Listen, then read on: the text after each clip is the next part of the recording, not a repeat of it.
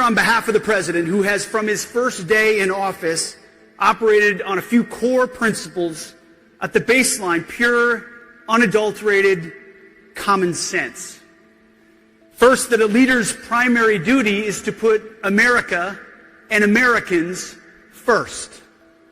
Second, that the surest and only real path to peace is through strength. We're in the strength business. You are in the strength business. And third, that a nation that cannot build things, a nation that can't create its own tools or its own defenses or its own future, is a nation that is in managed decline.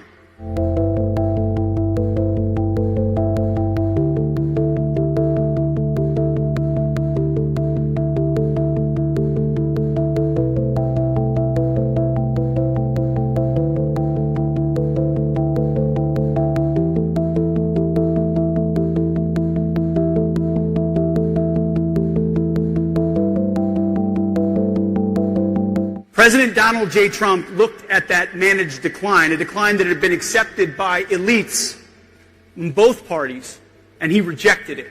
And we fundamentally reject it.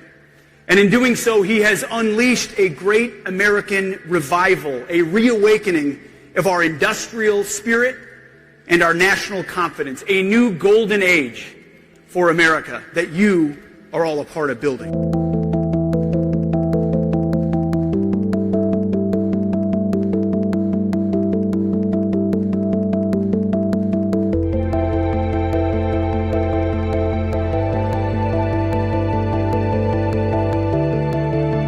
Which allowed an invasion of people we didn't know who they were under the previous administration. 7 months of zero crossings at our border. A country that isn't sovereign is not a country. Reestablishing deterrence. And then we saw 3 nights ago in downtown Caracas in Venezuela, as nearly 200 of our greatest Americans went downtown in Caracas. Seems those Russian air defenses didn't quite work so well, did they? Downtown Caracas, and grabbed an indicted individual wanted by American justice in support of law enforcement without a single American killed. Reestablishing deterrence.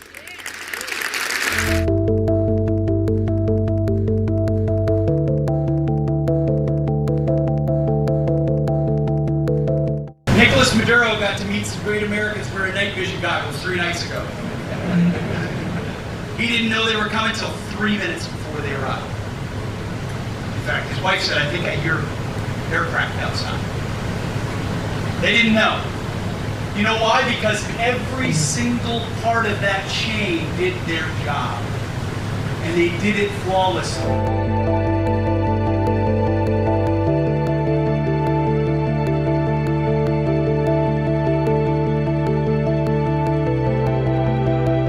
Welcome back, Credlin. I'm James Morrow, filling in all week. Great to be with you. Well, ever since Donald Trump's capture of Venezuelan strongman Nicolas Maduro, we've heard a lot of talk about his actions being against, quote-unquote, international law.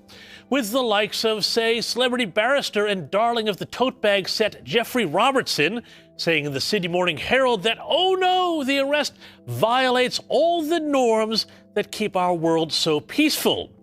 But is that really so? Joining me now to discuss this and more is John Heinraker, a brilliant lawyer himself and president of the Center for the American Experiment in Minnesota. John, thanks so much for joining me here, and Happy New Year.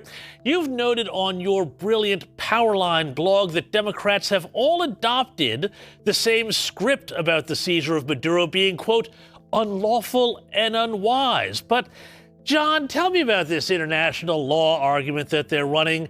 I feel like this is more about politics than the law. What do you reckon? James, it is 100% politics. During the presidential campaign in 2020, Joe Biden accused Donald Trump of being soft on Maduro. And Biden said he was going to be tough on Maduro. Of course, he did nothing at all.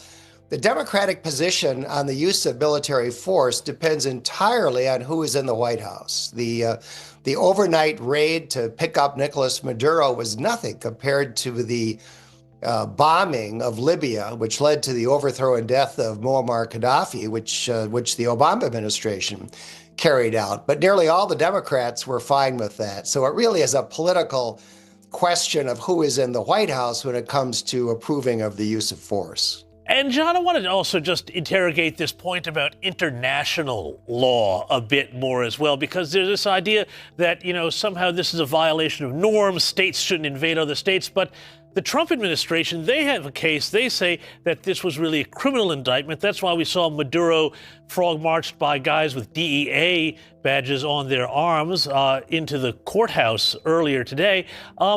Where does this whole international law argument stack up? Because as far as I'm concerned, the international law crowd has no answer about what to do about somebody like Maduro.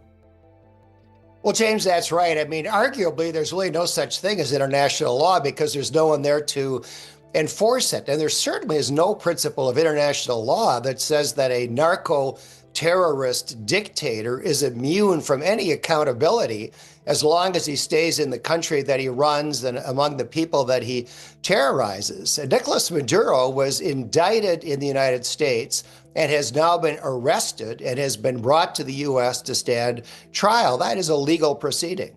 Yeah, indeed. And meanwhile, though, talking about other Democrats' reaction, I love this here. Kamala Harris, who could very well have been the president of the United States right now, and presumably would have left Maduro in power, has posted on X, writing that the president is putting troops at risk, spending billions, destabilizing a region, and offering no legal authority, no exit plan, and no benefit at home. But I thought this was particularly hypocritical here, John, because as you alluded to before, the Biden administration, and with Kamala Harris as vice president, approved a $25 million bounty for Maduro's arrest just days before they left office. Yeah, that's exactly right. The Biden State Department increased the reward that was being offered for information leading to the capture and arrest of Nicolas Maduro to $25 million. It looks to me like Donald Trump may be eligible to claim that reward. So it's total hypocrisy. And, everything that Kamala Harris said in that tweet was wrong. There were no troops harmed. There were no billions spent. The region is going to be more stable with Venezuela no longer an ally of Russia and China and Iran. The legal authority for the arrest is the federal indictment in the Southern District of New York. And far from not having an exit plan, the troops have already exited. So I think that this is a brilliantly executed operation. And I think that American security is going to be greatly enhanced by not having a hostile country collaborating with our enemies right across the Caribbean from us. Well, and that's the thing, John. I mean, everybody who says international law and you can't use force, but as with the law, at a state level or a federal level, law needs force behind it to be enforced. Isn't there a very strong case to be made that if you do believe in a stable international order, taking out bad actors like Maduro when they need to go is actually a way to preserve peace, not undermine it? Well, I think that is exactly right, James. And who else is going to hold someone like Nicolas Maduro accountable? His own people would love to do it, but they can't. He's got them under his heel. The United Nations is great at making high-sounding pronouncements, but they have absolutely no ability to do anything about an autocratic dictator like Maduro, who's not just a dictator, but a narco-terrorist, as he has officially been indicted in the federal court in the United States. Indeed. John Heinrich, we're going to have to leave it there. Thank you so much for your time, as always, and a very happy New Year to you there in Minnesota. Happy New Year, James.